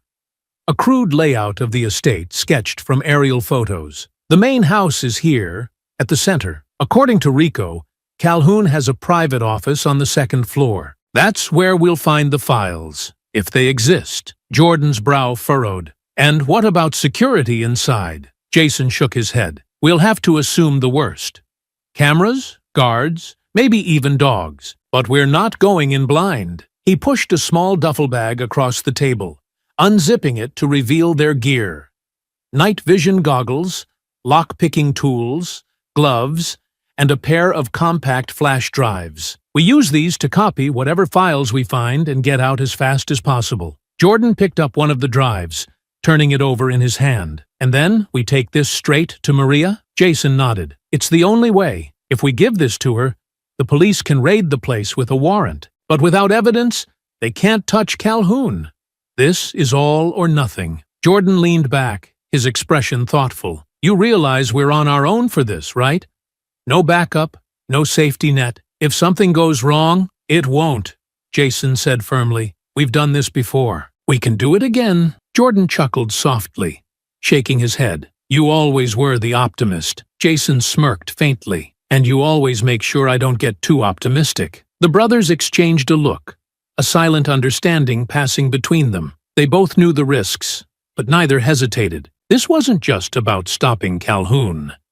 It was about justice for the lives he had already destroyed, and the ones he would ruin if left unchecked. The night was moonless, the sky shrouded in thick clouds that cast the world in darkness. Jason and Jordan parked their car a mile from the property, trekking through the woods with only the faint glow of a handheld GPS to guide them. The air was cold, their breaths visible in the faint light. As they approached the estate, the faint outline of the main house came into view, a sprawling mansion surrounded by tall fences and floodlights. Jason motioned for Jordan to stop, crouching behind a cluster of bushes as he surveyed the area. 2 guards at the gate, Jason whispered. Armed. No sign of dogs yet, but that doesn't mean they're not here. Jordan nodded, his voice low. Service entrance is to the north.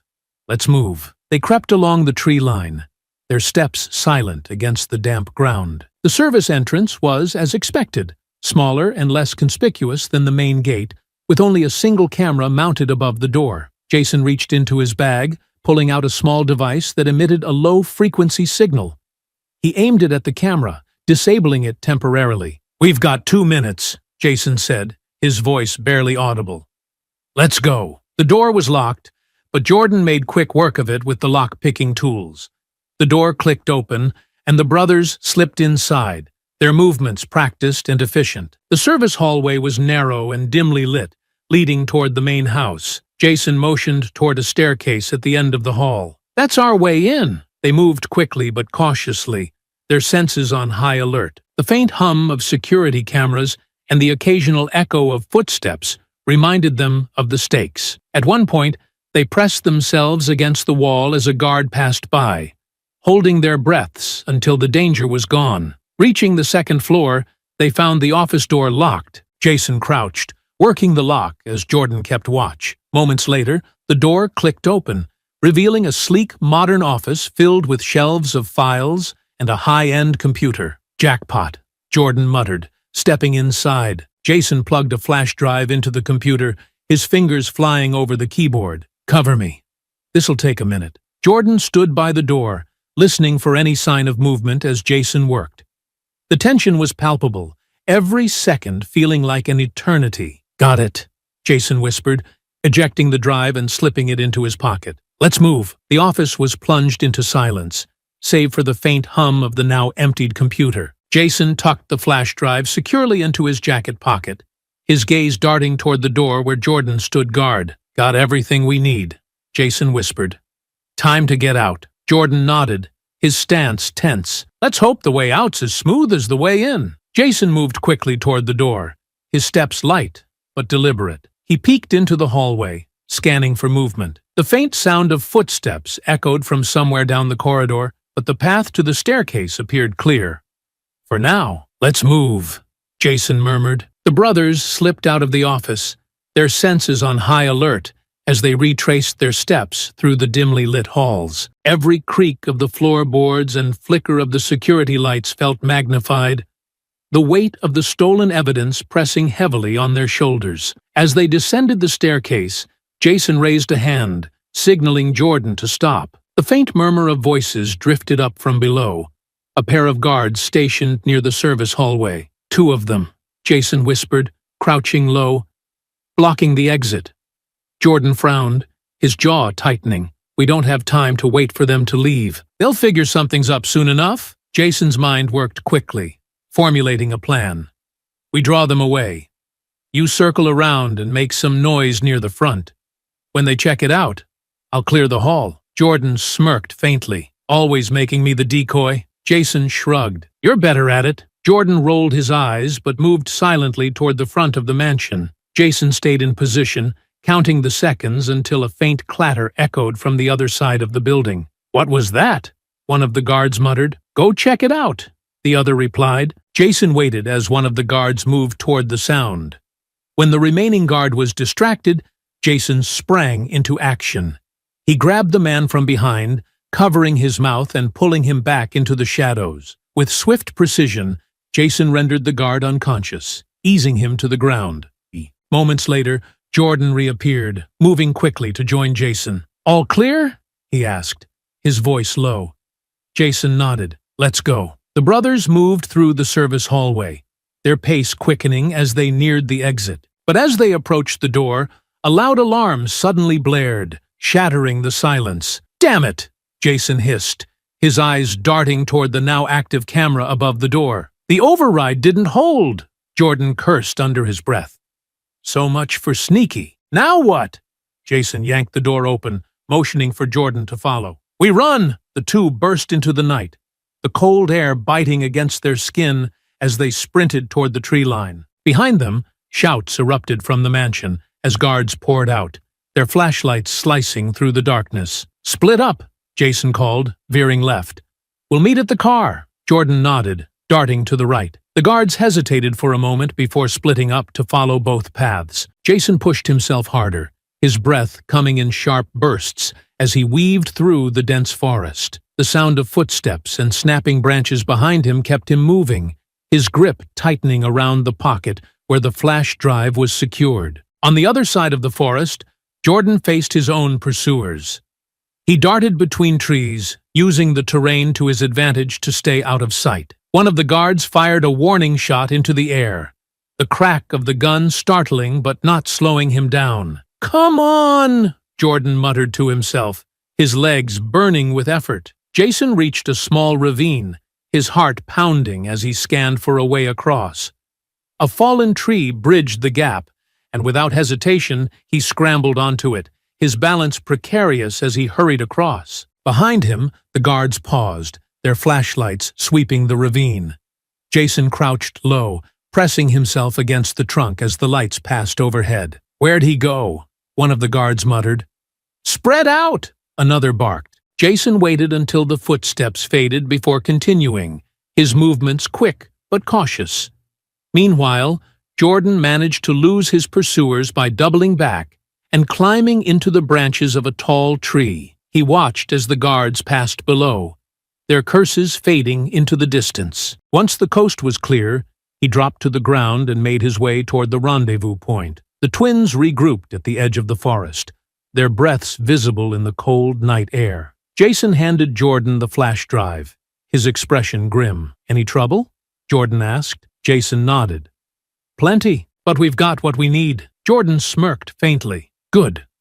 Let's make it count. As the sound of distant sirens grew louder, the brothers slipped into the shadows, disappearing into the night with the evidence that would finally expose Calhoun. Jason and Jordan parked a few blocks away from the police station in the early hours of the morning, the flash drive securely tucked in Jason's jacket pocket. The quiet hum of the city felt out of place after the chaos of the forest and mansion. Despite their exhaustion, the twins moved with purpose, their mission clear. We get this to Maria, Jason said as they stepped out of the car.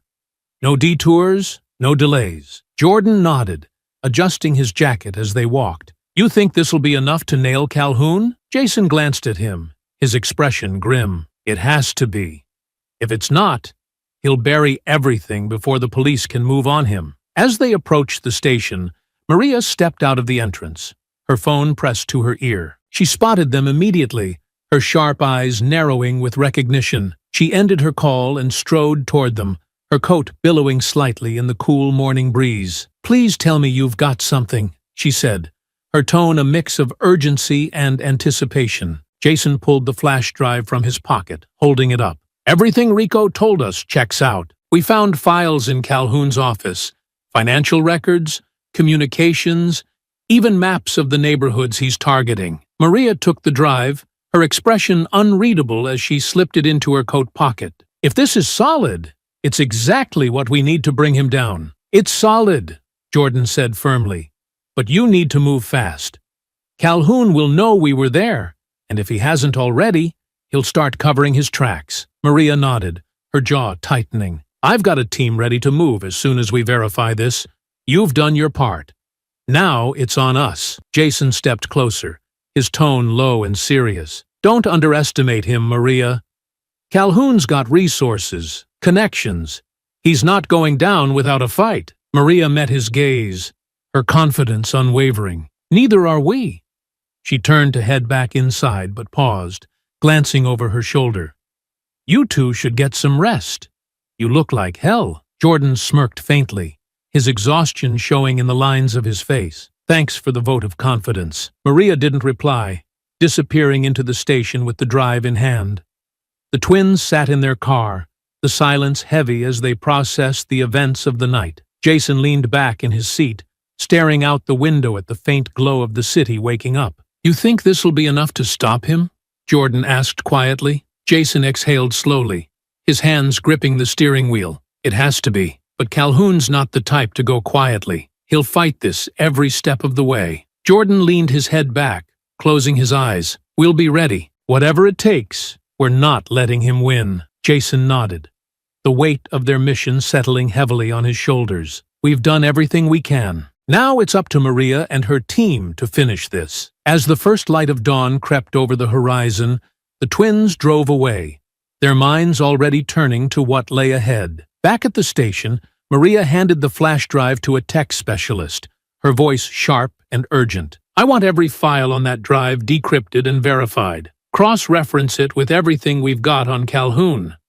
I want warrants ready by the time I'm back. The tech nodded, already plugging the drive into his system. Maria headed to the briefing room, where a team of officers and detectives waited. She stepped to the front of the room, her expression stern. Listen up, she began, her voice carrying authority. We've got actionable intel tying James Calhoun to a conspiracy involving targeted violence and illegal bounties. The evidence is being processed now, but we're moving as soon as it's confirmed. Calhoun thinks he's untouchable, but that ends today. The room buzzed with anticipation as officers began preparing for the raid. Maria stood in the center, her focus unshaken. Meanwhile, Calhoun sat in his high-rise office.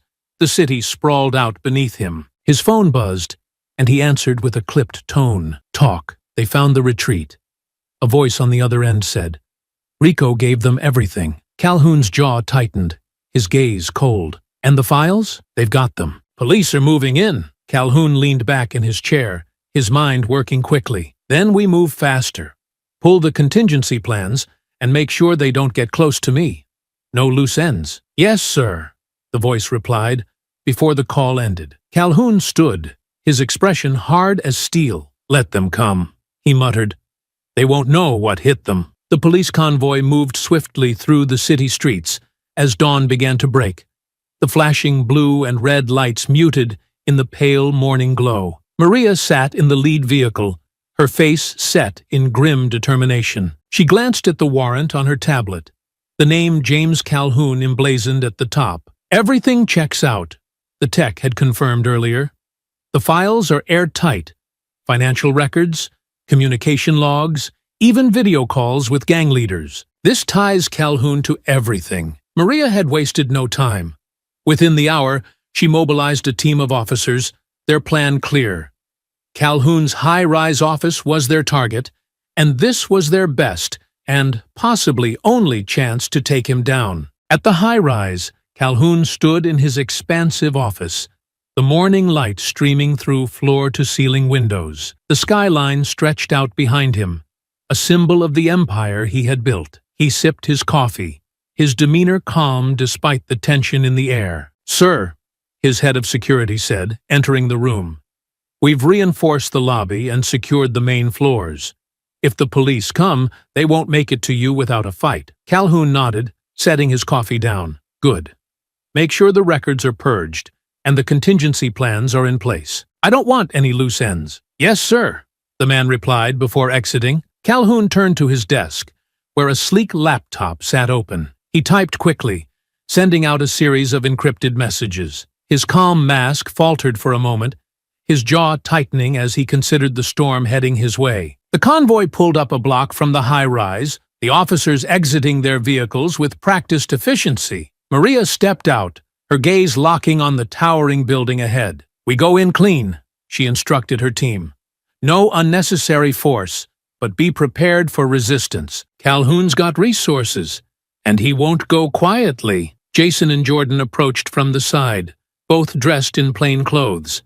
They had insisted on being there, and Maria, knowing their stakes in this fight, reluctantly allowed it. "Stay back, unless we need you," Maria said sharply. "This is a police operation." Jason nodded, his expression unreadable. "Understood." Jordan smirked faintly. "We'll be your last line of defense." Maria rolled her eyes but didn't argue. With a final nod, she signaled for the team to move in. The officers entered the high-rise lobby in formation, their weapons drawn but pointed down.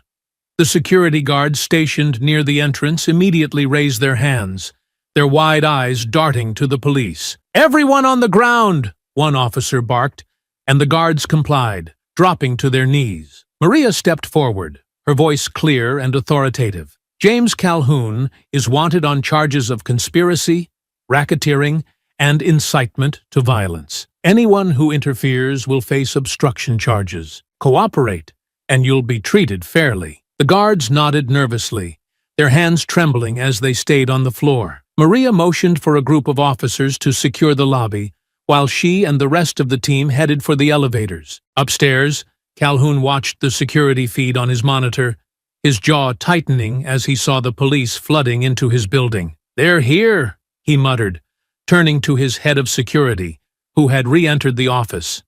"Delay them. I need time." The man nodded, speaking into his radio. "All units, hold your positions. Do not let them through." Calhoun shut his laptop, sliding it into a sleek case, before locking it in a hidden compartment beneath his desk. His calm veneer returned as he straightened his tie, his mind already calculating his next move. Maria and her team stepped off the elevator onto Calhoun's floor, their weapons at the ready. The hallway was eerily quiet, the tension thick. "Move carefully," Maria said, her voice low. As they advanced, the sound of rapid footsteps echoed from the far end of the corridor. Suddenly, armed guards emerged from side doors, their weapons drawn. "Down!" Maria shouted, diving behind a desk as the first shots rang out. The hallway erupted into chaos as the officers returned fire, carefully advancing under cover. Jason and Jordan, who had followed discreetly, pressed themselves against the wall near the elevator, exchanging a glance. "This just got messy," Jordan muttered. Jason nodded grimly. "We're not sitting this one out." Before Maria could stop them, the twins moved, their years of training kicking in. Jason grabbed a fallen guard's weapon, using it to fire precise shots that forced the attackers into retreat. Jordan charged forward, disarming one of the remaining guards with a swift strike and pinning him to the ground. "Clear!" Jason shouted, and Maria and her team pushed forward, securing the rest of the hallway. Maria shot Jason a glare but didn't reprimand him. "We're not done yet. Calhoun's office is at the end of the hall." The group regrouped, advancing toward the office door. Maria signaled for her team to breach, her heart pounding as they prepared for the final confrontation. Inside the office, Calhoun stood by the windows, his hands clasped behind his back. The sound of footsteps outside the door grew louder, but he remained calm, a faint smirk on his lips. "Let them come," he muttered to himself. "They're too late." The door burst open, officers flooding into the room. Maria stepped forward, her weapon trained on Calhoun. "James Calhoun, you're under arrest," she said, her voice firm. "It's over." Calhoun turned slowly, his smirk unfaltering. "You think this is the end? You have no idea what you've started." Maria kept her weapon steady, her gaze locked on Calhoun. Behind her, Jason, Jordan and the officers fanned out across the office, securing the room. The tension was palpable. The faint hum of the city below, muffled by the sound of heavy breathing and the ticking of a sleek wall clock. "James Calhoun, you're under arrest," Maria repeated, her voice cutting through the charged air. "Conspiracy, racketeering, and incitement to violence. Put your hands where I can see them." Calhoun remained motionless, his back straight, his smirk unshaken. Slowly, he raised his hands, but his tone was mocking. "You think you've won, don't you? That bringing me down changes anything?" Jason stepped forward, his voice low and cold. "It's over, Calhoun. We've got the evidence. Your operation's exposed, and Rico's already talking. You're done." Calhoun chuckled softly, his eyes glinting with something unsettling. "Evidence? You mean the files you so cleverly stole from my retreat? Do you really think those will hold up? My lawyers will tear them apart before they even reach a courtroom." Maria stepped closer, her expression hard. "We've got more than enough to convict you, and your network's crumbling. Rico's testimony is the nail in your coffin." At the mention of Rico, Calhoun's smirk wavered for the first time, his jaw tightening. "Rico's a rat," he spat. "He doesn't know the half of what I've built. You think taking me down will fix this city? You're fools if you believe that." Jordan's patience snapped, and he stepped forward, his fists clenched. "Fixing this city starts with getting rid of scum like you." Calhoun's gaze shifted to Jordan, his lips curling into a sneer. "And what about you? 2 ex-soldiers playing heroes, thinking you can save the world? Let me tell you something. You're as replaceable as the rest of them." "Enough!" Maria barked, her voice sharp. She gestured to 2 officers. "Cuff him!" As the officers moved in, Calhoun's demeanor shifted. His smirk twisted into something darker, his eyes darting toward his desk. Jason noticed the change instantly. "Maria, wait!" Jason started, but it was too late. Calhoun moved with surprising speed, lunging toward his desk and pulling open a hidden panel. He grabbed a sleek black pistol and aimed it wildly, forcing everyone to dive for cover. The room erupted into chaos. Jason tackled Maria to the ground as a shot rang out, the bullet embedding itself in the wall behind them. Jordan ducked behind a filing cabinet, his heart pounding. "Put it down, Calhoun!" Maria shouted, her voice echoing through the room. Calhoun didn't answer, his movements frantic as he backed toward the window. His hand shook, but his defiance burned bright. "You'll never take me alive," he snarled. Jason peeked out from behind the desk, his sharp eyes locked on Calhoun. "You don't have to go down like this," he said, his voice steady despite the tension. "You can end this now, alive, or make things worse for yourself." Calhoun's laugh was hollow, tinged with desperation. "You think I'm afraid of prison? You have no idea what's waiting for you.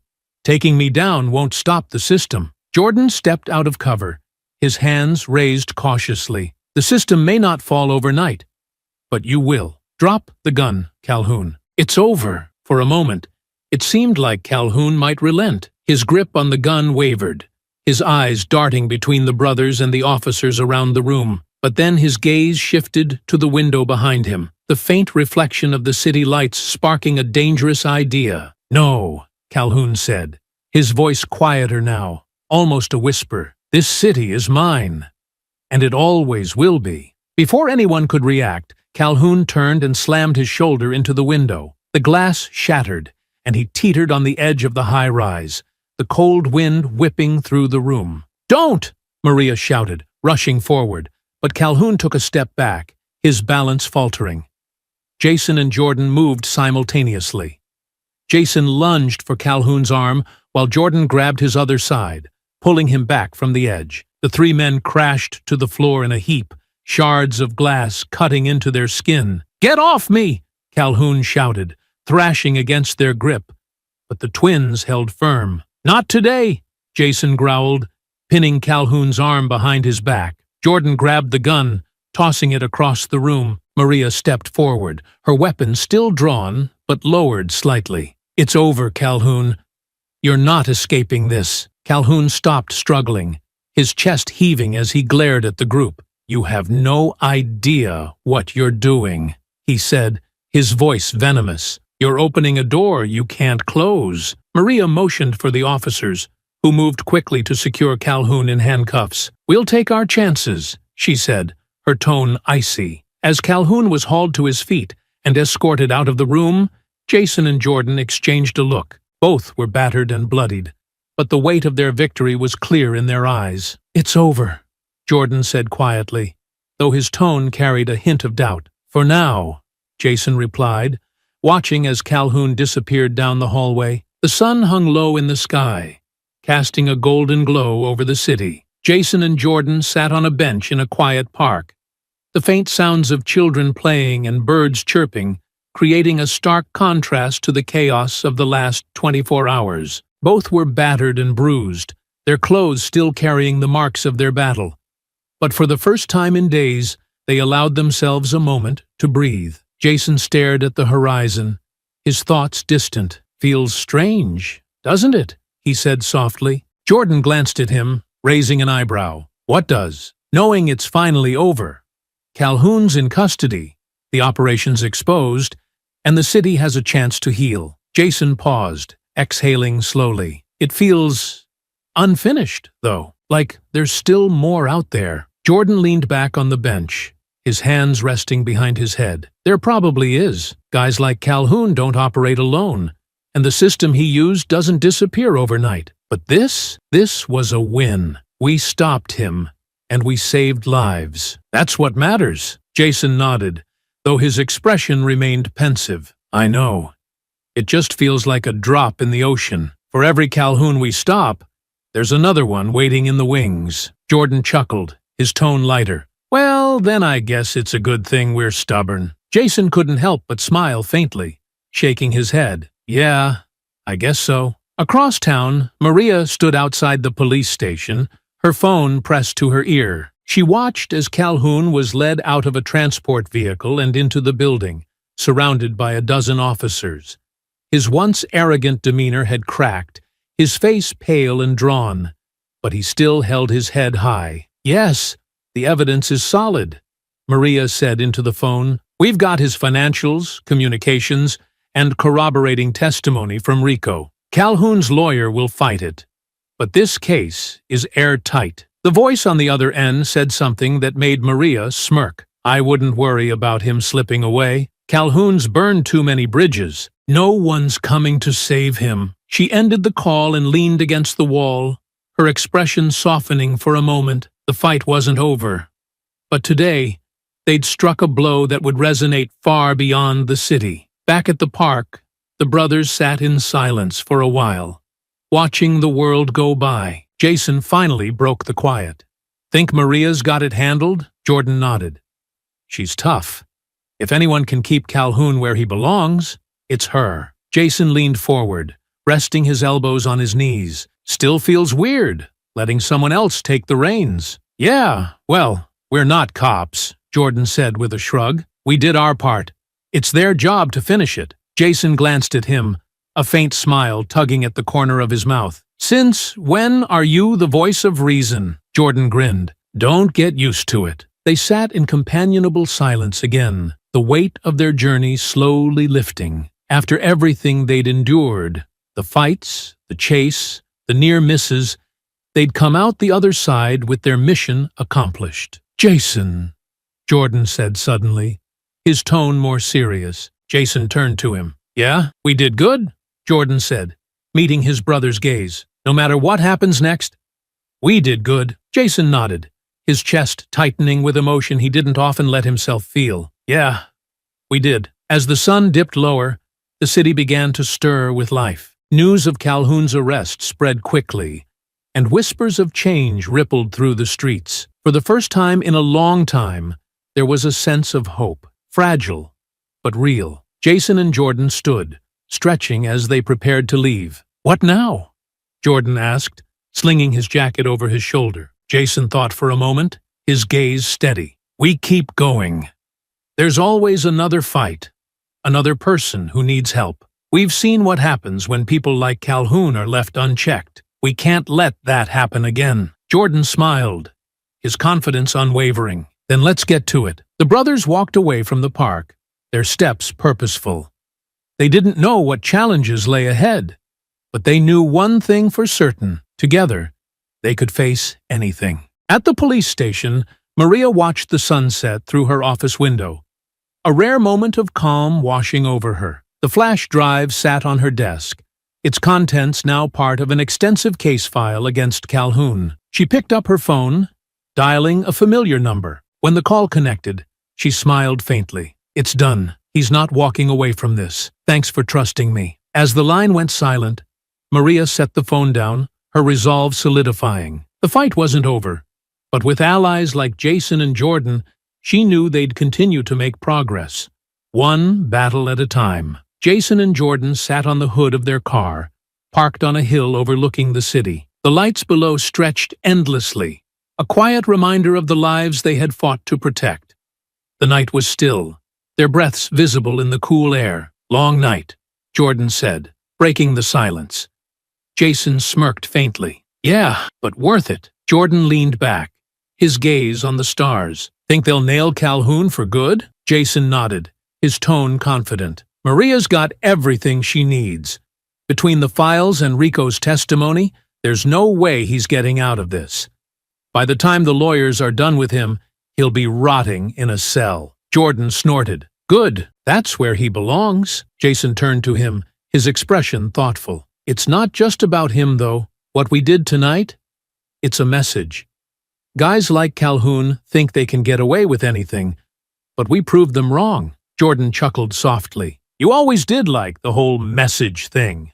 Me? I'm just glad we shut him down before he hurt anyone else. Jason smiled, shaking his head. Still the same guy who jumped into fights without thinking, huh? Some things never change, Jordan replied, grinning. The two fell into a comfortable silence, the weight of the night lifting as they sat side by side. After a while, Jordan spoke again, his tone lighter. You know, for all the chaos, we make a pretty good team. Jason raised an eyebrow. Pretty good? We're unstoppable. Jordan laughed, shaking his head. All right, I'll give you that. Jason extended his fist, and Jordan bumped it without hesitation. Their bond, forged through years of trials and victories, was as strong as ever. So, Jordan said, hopping off the hood, what's next? Jason slid into the driver's seat, glancing back at the city. Whatever it is, we'll face it together. Calhoun's going down, but there's always another fight. Jordan climbed in beside him, grinning. Good. I'd get bored otherwise. As the car pulled away, they left the city lights behind, ready for whatever came next. With Calhoun facing justice and their mission accomplished, the brothers knew one thing for certain. Together, they could take on anything. I hope you enjoyed that story. Please share it with your friends and subscribe so that you do not miss out on the next one. In the meantime, I have handpicked 2 stories for you that I think you will enjoy. Have a great day.